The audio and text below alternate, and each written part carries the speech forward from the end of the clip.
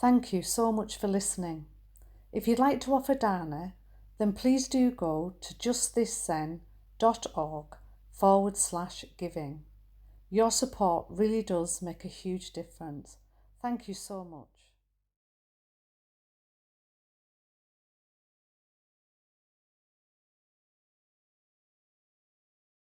I think people are still coming in, but just take a moment to see who's here, to notice all the people who are giving up their time and energy to be with us tonight. And then we'll move into sitting for 15 minutes together.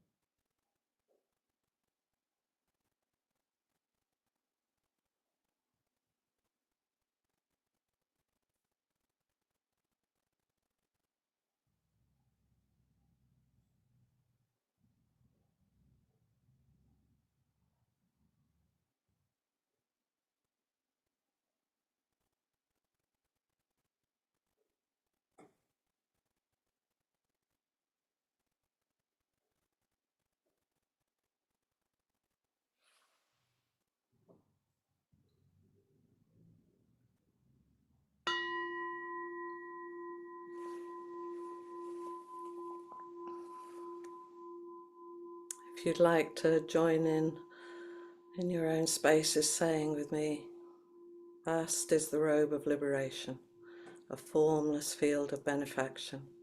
Wearing the universal teaching, I realize the one true nature, thus harmonizing all being. Vast is the robe of liberation, a formless field of benefaction. Wearing the universal teaching, I realize the one true nature, thus harmonizing all being. Vast is the robe of liberation, a formless field of benefaction. Wearing the universal teaching, I realize the one true nature, thus harmonizing all being.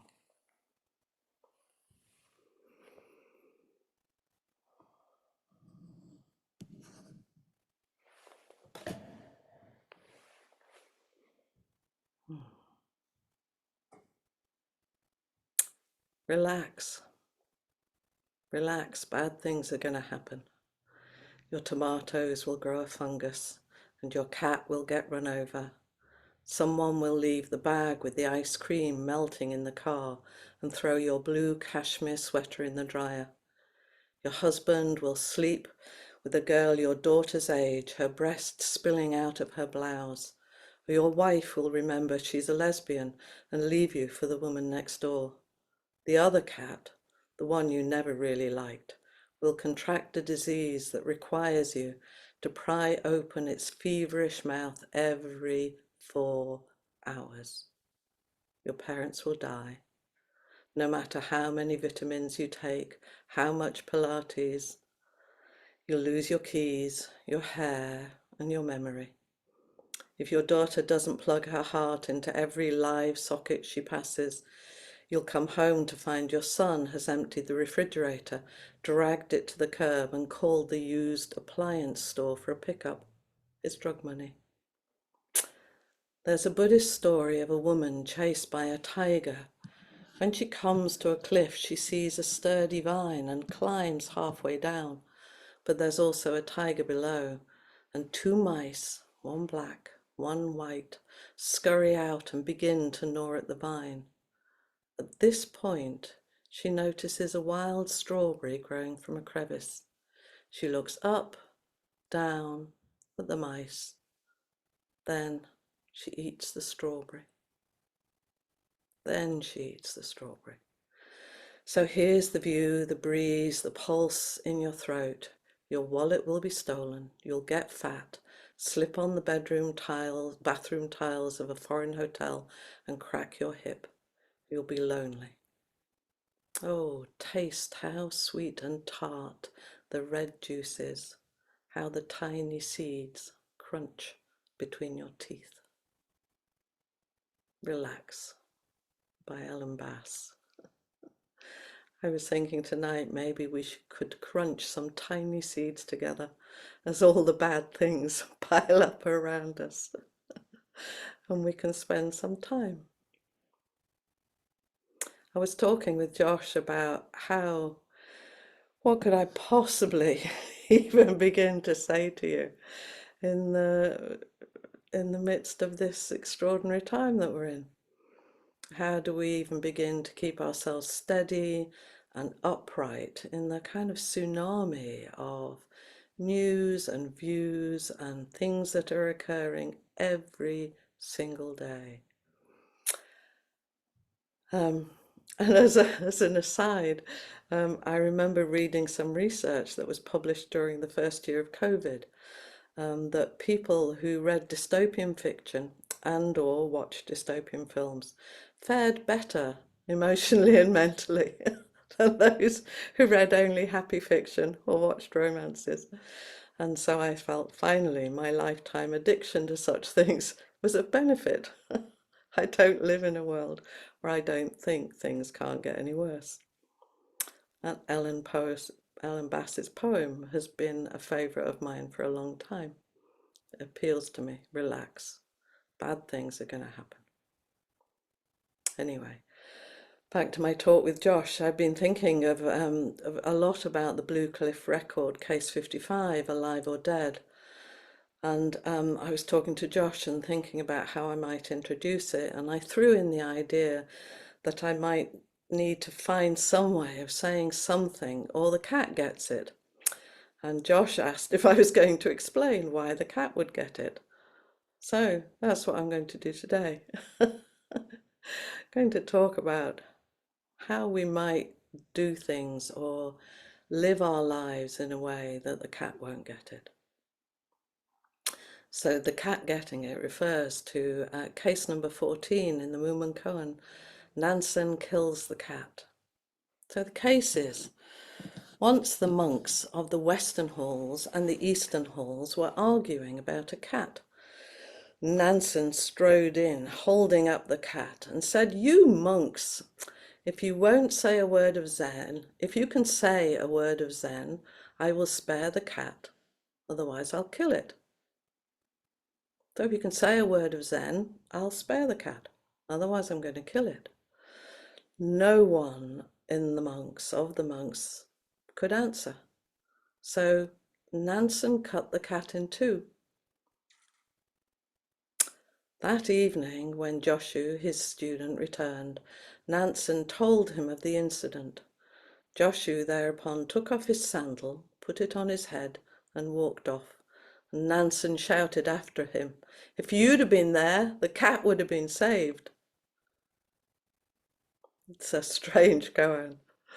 The two protagonists in the koan are Nansen and Joshu, and they're two of the great masters in Zen. Nansen was the teacher of Joshu, and he in turn was a disciple of the great Basho. We don't know so much about this story, this koan. We don't know why the monks of the Western and Eastern halls were arguing. Norman Fisher said that it was traditional for there to be monks who focused on a formal sitting practice, and they would be one hall, and others whose practice was based on work, tending the building, cooking, growing things, and they would be the other hall. And of course, as we all know, as soon as we lean into or identify with one practice, we can find ways to become antagonistic to the other. We can often revel in our own self-righteousness about the rightness of what we're doing and the wrongness of what everyone else is doing. Those in the Western hall might think that formal practice is the way to peace and liberation and all for all, and those who work are far too worldly and too focused on outcomes and performance. And the workers could be caught in thinking they know more about the world. They're so much more realistic than those stuck there sitting doing nothing, pretending as if their food appears by magic. And I think we could probably all find ourselves on perfectly, apparently valid and true sides of any argument. And again, as an aside, it's an often quoted truism in couples therapy that you can either be right or be in relationship. And our need to be right often leads us to separation and to leaning into our differences and not our connections. We like being right. Norman Fisher says, where there is a difference and the underlying essence of difference, which is oneness, is not understood and appreciated, there will always be fighting. None of us is free from being blinded by our own view. So how do you handle this kind of situation? Which side are you on? Do you have to take sides? Can you take both sides? What do you do? What do we do? What do we do in this world of difference? And I think this is the question, and it couldn't be more pertinent for one that this time that we're in. What do we do when we're faced with the absolute inevitability of difference? Norman Fisher goes on to say, neither side considers its view to be merely a preference, an option amongst options.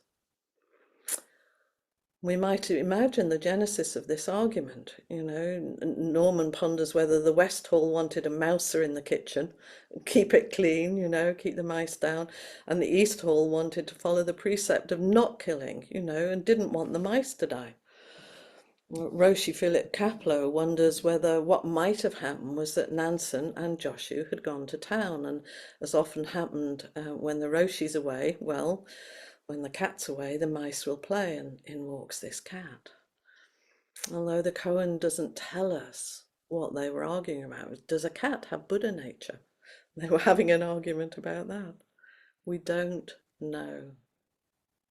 We can only imagine that he walked in and found the monks arguing and displaying no real understanding. And we can imagine, we'll never know why the monks were arguing. It's never recorded anywhere. But we can have a lot of fun imagining it, and maybe we could even have an argument about what they were arguing about. We can go down so many rabbit holes. And rigidity is appealing. We love to know what to think, what to do, what the rules are. And sometimes when I was a therapist, I used to invite clients to think of 10 reasons why someone might have done something that they'd done. And of course, the first reasons that they'd come up with would be ones that fitted in with their beliefs and expectations. They don't like me, they don't believe me, they don't take me seriously, they don't think I'm worthwhile, they think I'm like, or we all have those automatic, immediate reactions. And then what happens if you take time to think, what else might have been going on? They could be ill, they could have had no sleep, they might not even have noticed me. Maybe they even thought it was kind, they were saying something useful. And what we can get to, if we take enough space and time, is to know that we actually don't know what other people's reasons are for doing what they do. Maybe they don't actually even know the reasons for doing what they do. And perhaps we could never know why they'd done it. And can we live with that? Can we live with not knowing? So to really taste this koan, we need to sit softly into not knowing. And then Nansen says to the arguing monks, if you can say a word of Zen, I'll spare the cat, and if you can't, I'll kill it. And we can perhaps imagine, that frozen moment for the monks, what could they say? Here's their, whatever relationship they're in to their teacher, beloved, famous, powerful, frightening teacher, demanding a literal life or death answer, a Zen answer, not any old answer, a Zen answer. And they can't respond. And perhaps many of us can imagine that, imagine the turmoil. What would be Zen enough to save a life? What if they offered something and it was rubbish and inadequate, and then they'd be both a killer and an inadequate student? So, in their frozenness, they say nothing. And at this point, I have to say my fantasy is that I come in my great-grandmotherly way. I come shuffling across the hall in my little cloth slippers with a broom. And I look at Nansen and I say, oh, for God's sake, put the cat down and stop being so mean. And then we both laugh and walk on. But who knows? But here we enter some difficulty, because does Nansen kill the cat? It goes against the precept. Some people say he just pretends to. And some of us know that fairy stories involve cruelty and death, and the hero does not always live. Norman Fisher says, in Zen, a knife always suggests Manjushri's sword of wisdom that cuts through duality. Manjushri's swords opens up the emptiness and identity of life and death, good and bad. All oppositions are empty of real difference. All oppositions are empty of real difference. All elements of all oppositions depend on each other. We keep the oppositions going. That's what we do. Manjushri's sword slice through views, showing that all views are empty of reality and depend on one another, and arise from an underlying unity that is beyond all views. That's life. It's unexplainable.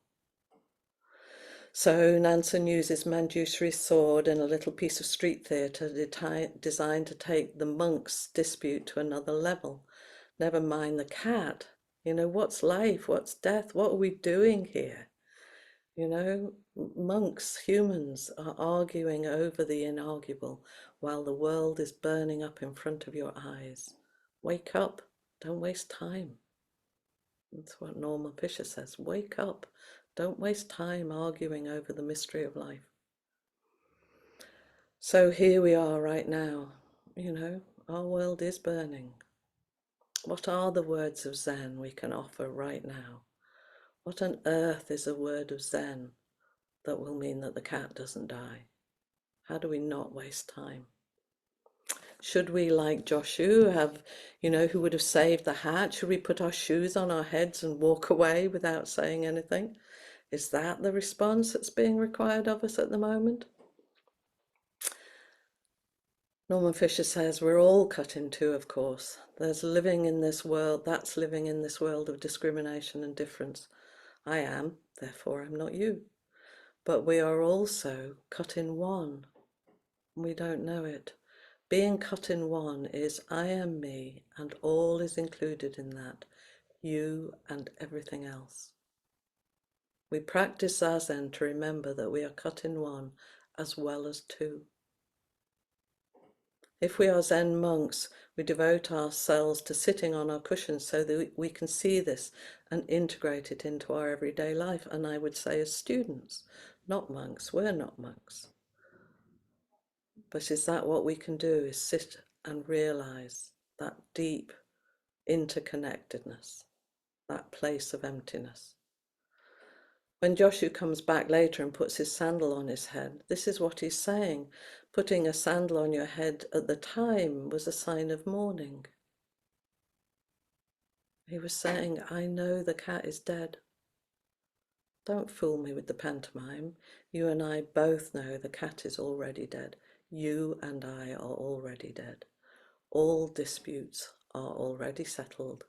All things are beyond coming and going, vast and wide and at peace. So we can begin to see that maybe at this moment our practice is to remove the barriers that we're caught in this dualistic life.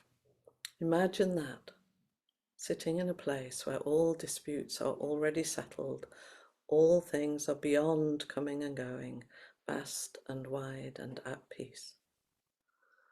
From where I'm sitting today, I can feel like a pretty hard ask. It can feel so hard to sit through all this fear and distress and anger and confusion in this place where we are, to feel a place where all things are beyond coming and going, vast and wide and at peace.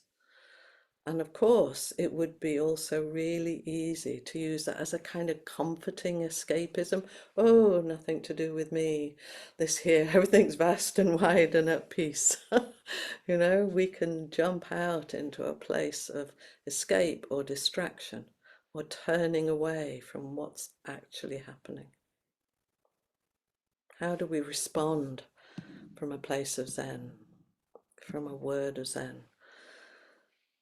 And for me, this is part of how I might find a way to respond. A monk asked Yunmen, what are the teachings of a whole lifetime? And Yunmen said, an appropriate response. An appropriate response.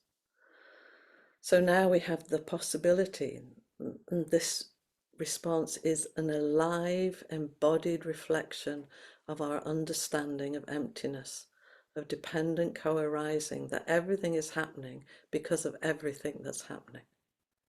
And in this moment, although I can't pull a single thread because there isn't a single thread, what's my response from aliveness?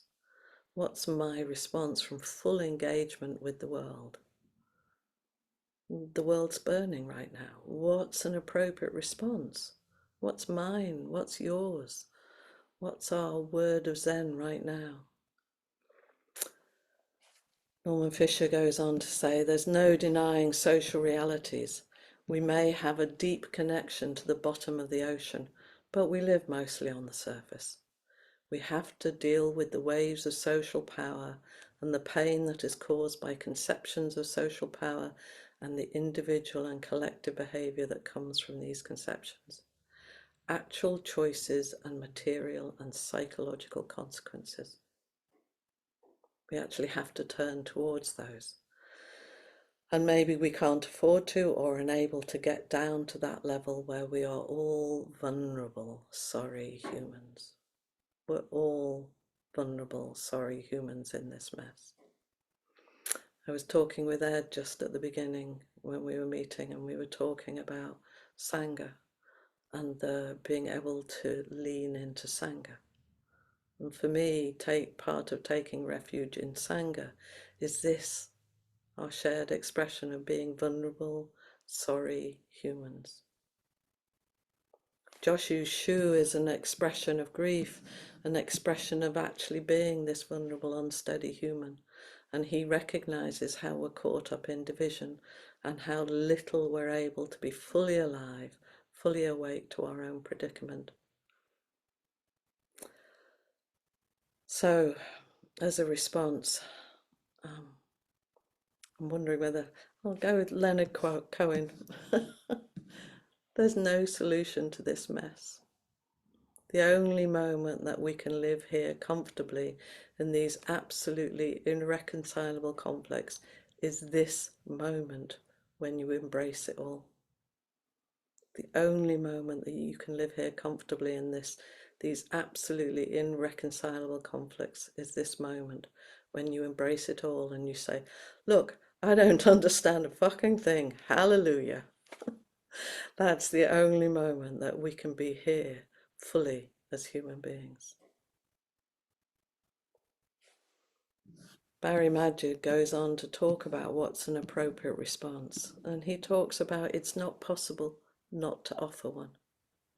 You could say every moment, all our character and history and training are just now manifesting as this. We can't miss perfectly expressing the sum of everything that we are in this moment. I'd like to end with another poem called A Brief for the Defense by Jack Gilbert. Sorrow everywhere, slaughter everywhere. If babies are not starving someplace, they're starving somewhere else, with flies in their nostrils. But we enjoy our lives because that's what God wants. Otherwise the mornings before summer dawn would not be made so fine. The Bengal tiger would not be fashioned so miraculously well.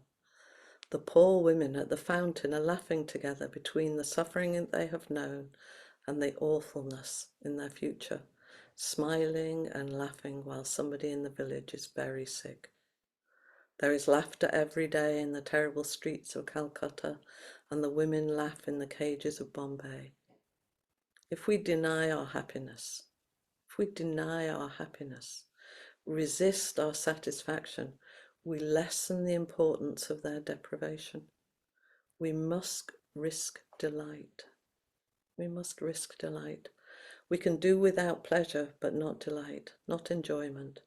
We must have the stubbornness to accept our gladness in the ruthless furnace of this world.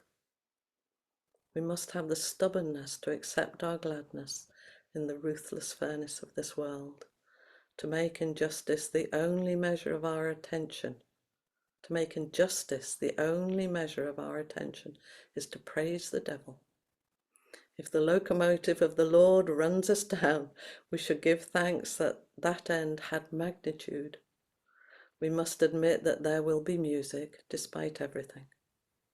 We stand at the prow again of a small ship anchored late at night in the tiny port, looking over the sleeping island. The waterfront is 3 shuttered cafes and 1 naked light burning. To hear the faint sound of oars in the silence as a rowboat comes slowly out and then goes back is truly worth all the years of sorrow that are to come. We must admit there will be music despite everything. our world is the cat. Nansen is asking us right now to say some word of Zen, to live fully committed to our own lives and to take the risk of offering something, anything. That's what I'm offering you today. I'd love to meet anybody else who would love to come up and we can share a word of Zen together, whatever that looks like.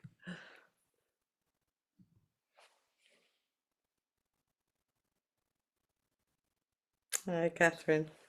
I think you just need to unmute. I'm feeling very vulnerable because I don't know I have raised my hand. I just needed to. And you don't need to know. No. And I think I wanted to say that for me a word of Zen isn't a word. It's just nothing to do with that. It's to do with where ordinary everyday actions come from, in what the root of them is inside us. And that's what makes all the difference. And I think that, whether it's, I'm thinking a lot about my caring role with John, and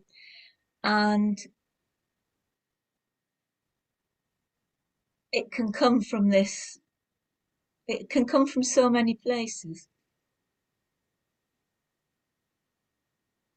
And you have a visceral sense of the difference. Yes. You know when it's coming from a smaller place and you know when it's coming from a bigger place.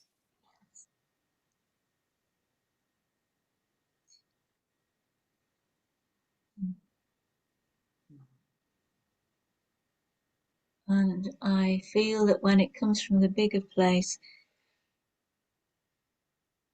then it's a word of Zen. Not that there's anything wrong with all the, because as you said, the summation of everything that has ever happened ever and has ever happened to us, and conditioning, and so it's not to make the other things wrong. Yeah. Even if they come from resentful places or whatever, but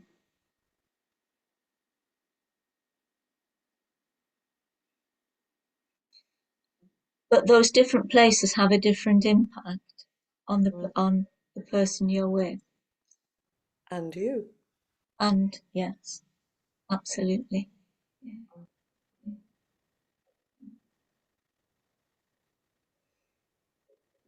It is living that Dharma gates are boundless. That you're going to just keep entering them. It's like, and now this one. And it's very peculiar living in this narrowed world that I seem to be now in. It doesn't have to be small because it's narrow at all. And the vast problems of the world. But for me, the Dharma gates are really small. They're about that. Can I find that place where what I'm offering is coming from Buddha nature or big mind or whatever or the silent mind? Yeah, or love. Yes. Just grace, Same love. thing, I think. Yeah. I guess I think probably nearly all Dharma gates are pretty small. This moment, this action, this connection. Yes. I always think about Ra, and I think it was sometime during COVID, she felt completely overwhelmed and didn't know what she could do. And she felt that what she could do was to put her shoes neatly outside her studio door. It's the taking care, isn't it? It's that moment, like taking care of our lives, like we're living in the Zendo, taking real care of our lives and the lives around us as much as we can manage. And I feel that respect is honouring other people who are suffering. However crazy that's looked at from one point of view, but I think looked at from a Zen mind, it isn't crazy. No, to take care, put things in their place. Yeah. The beautiful thing to do. Thank you for your practice. Thank you for your teaching. Hi, Trudy. I'm Emily Van Wyck. I'm in Minneapolis. And, I've done inquiry with Flint in person several times, and I don't know that I've actually ever spoken up online before. But I was in tears during much of your talk. Your words and your way of sharing just resonates with me very deeply, and I'm grateful for that. I had the privilege of being in Austin at Avamata for the very first time this last weekend, and I'm so moved by that opportunity. Our Sangha here in Minneapolis, Awakening Together, has blossomed from Avamata and Open Door and just this. And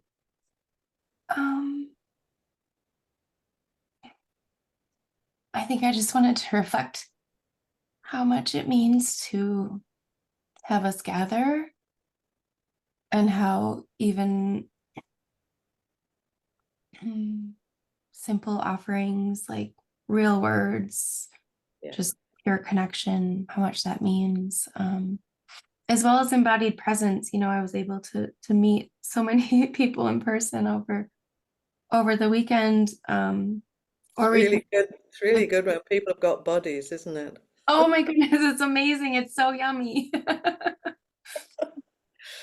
So this whole, Buddha, Dharma, and Sangha, it's like it comes full circle when I'm in a sustained period of practice in connection with Sangha, in alignment with my own vow, and then like receiving the Dharma. And so I just want to thank you, Trudy. I'm loving that sense of the ripple. You're really part of the ripple. It's like, we all sit, the ripple that's come from Appamada, and all of us here have been touched by that, and it is just such a blessing. It's a blessing in my life. Yes, thank you. Yes, deep bows. I appreciate your words, your practice, your heart. So thank you.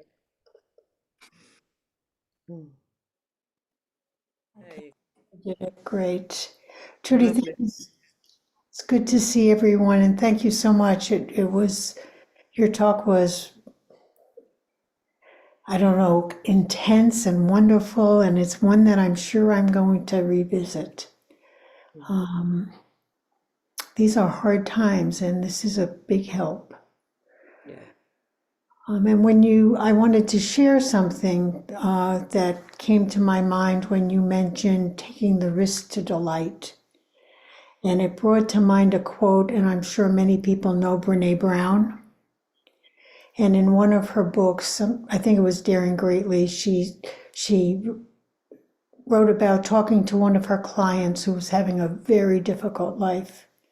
And she said to her, how do you deal with it? Isn't it hard that so many people live such an easy life and you have such struggles? And this quote has stayed with me for years now, which what the woman said was, when you honor what you have, you honor what I've lost. Mm. And it's really kind of like a bedrock of a gratitude practice for me. And I think Catherine referred to that too when she was talking about honoring. Yeah. And there's just so many times throughout my day when that comes to me, like I really, really do appreciate what I'm able to do because and sometimes it's personal. I think of someone in my own life, and sometimes it's general, but I think it's that, and I think that is the risk of delight. Yeah. So I just wanted to share that so that other people could benefit from that woman's wisdom. Beautiful to say that, and I think there's a very short Mary Oliver poem about risking delight. Oh, It's like don't turn away. There's something about, yeah, if we're in a position, whatever position we're in, I think joy and delight and connection and love mhm, are the places that we can stand upright in these storms. mhm. And I would love to know what it was in that woman's life that gave her that resilience and that insight. Yeah. Because I'd like to clone it. But in any You case, look like you're doing a pretty good job with it. uh, thank you, thank you, Thank you. appreciate it.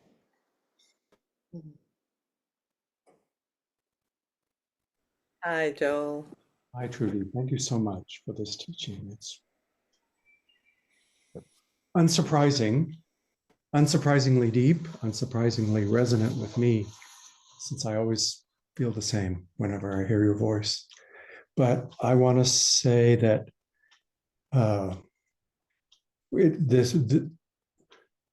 I recently gave a talk about another violent koan. Yes, I listened. Oh, thank you. And this one is even more distressing because the poor cat, And you have showed me something. What I tried to point to when I was considering this other koan was the moral imperative that comes out of it. Not to dismiss the other, not to be like the monk in the East Hall fighting with the monk in the West Hall, and that there's this extraordinary thing that, like, how did Nanquan have a sword? What Yeah. was he doing? He just grabs a sword and he says, okay, I'm going to kill the cat. And, I feel like, what am I doing that's putting a sword into the hand of other people? Mm. And how we get tricked by language, the stopper in the story to me is, if you can say a word of Zen, it's like, oh, what would that be? But then, as Catherine said before, it's not a word. It doesn't have to be a word. Something like that. I think it's an alive response, and I think that for me, the sword of Manjushri is often fierce. It is cutting through delusion, and we love our delusions. We we we do not like to be disillusioned. Mm-hmm. We see it as a negative thing rather than liberation or freedom. Mm-hmm. Disillusionment is freedom. So for me it's like, yeah, and you're studying, and what would be a response, an alive immediate response, which is why I think just put down the bloody cat. Don't be a nincompoop, put it down. Mm-hmm. um, yeah, Oh, I'm so grateful to be here. Thank you. I'm so glad you're here. Thank you, Joel.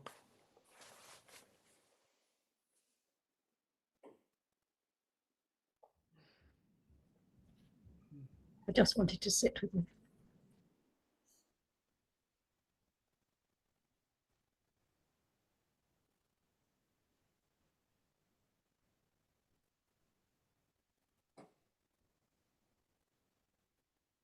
and everybody.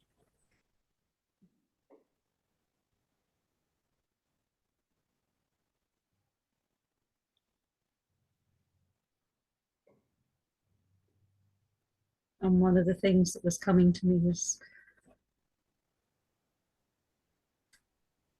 because the world feels to be burning,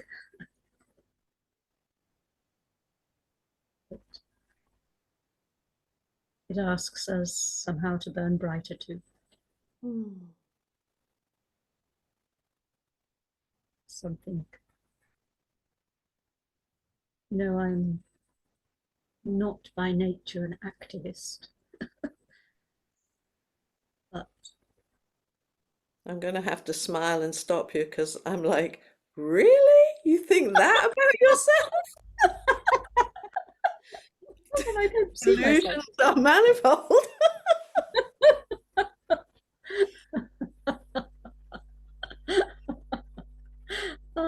But I'm sitting here.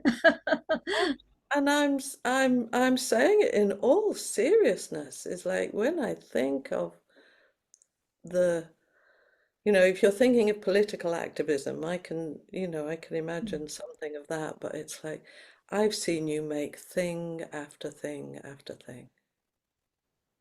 You are so active in our Sangha, and you make things happen.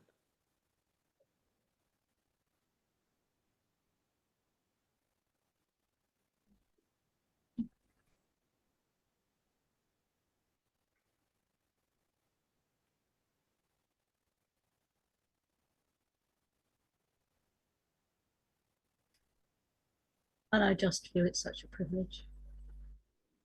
And with privilege comes responsibility. Absolutely. Such a great gift to see you and Catherine and all the very wise people who come up. Yeah, all this amazing collective wisdom we share. Extraordinary. Yeah, and all the wise people who are here. Just to say thank you to everybody. And all the activists. And all the activists. Thank you. Thank you.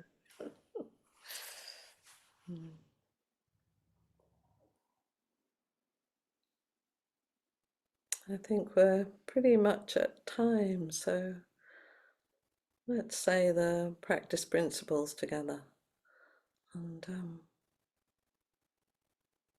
I think part of my practice has been sending metta to everybody. No baddies, no goodies, just all suffering beings. So we can offer our vow to everybody. Caught in the self-centered dream, only suffering, holding to self-centered thoughts, exactly the dream. Each moment, life as it is, the only teacher, being just this moment, compassion's way. Caught in the self-centered dream, only suffering, holding to self-centered thoughts, exactly the dream. Each moment, life as it is, the only teacher, being just this moment, compassion's way. Caught in the self-centered dream, only suffering, holding to self-centered thoughts, exactly the dream. Each moment, life as it is, the only teacher, being just this moment, compassion's way.